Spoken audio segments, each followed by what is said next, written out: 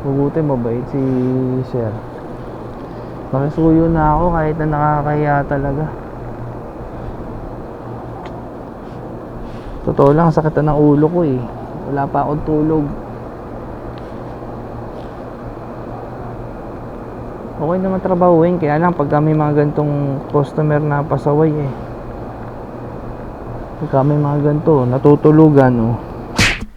Good morning kapatid. Yan, sa mapagpalang araw sa ating lahat. Time check natin.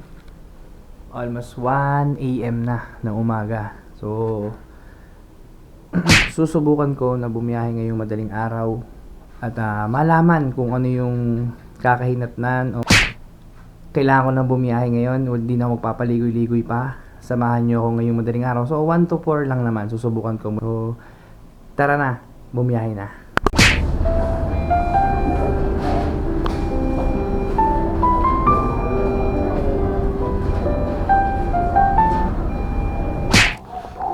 Sir, good morning na pala. Good morning kuya. Sige sir, kunin ko na. Pasensya na po kayo, natagalan. Okay lang, walang problema. Ang dami kasing order. Kasi pinakasabay-sabay mo na eh. Opo sir. Ang layo pa naman ito. Ako po sir, sa Bai po. Bay pa to. Opo, sarado ata dito sa atin sa Vega sir. Opo, salamat po. Sige, salamat. Thank you sir.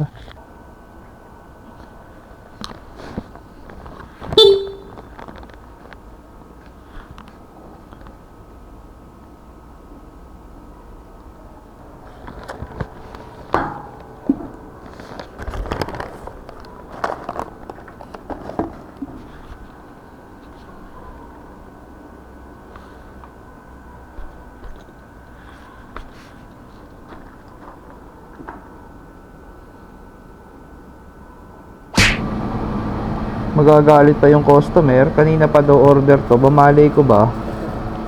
Papasok lang sa akin to eh.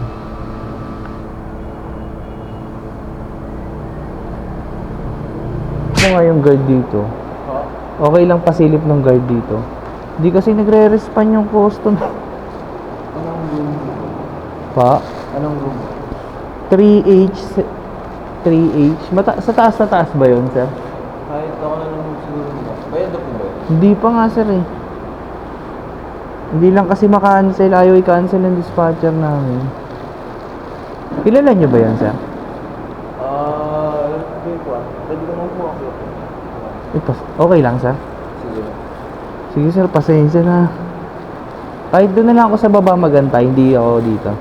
Kahit doon na lang ako magantay. Pasensya na sir ha.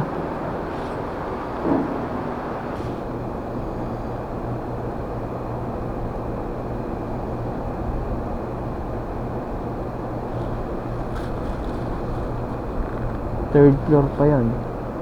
Ground. 1, 2, 3.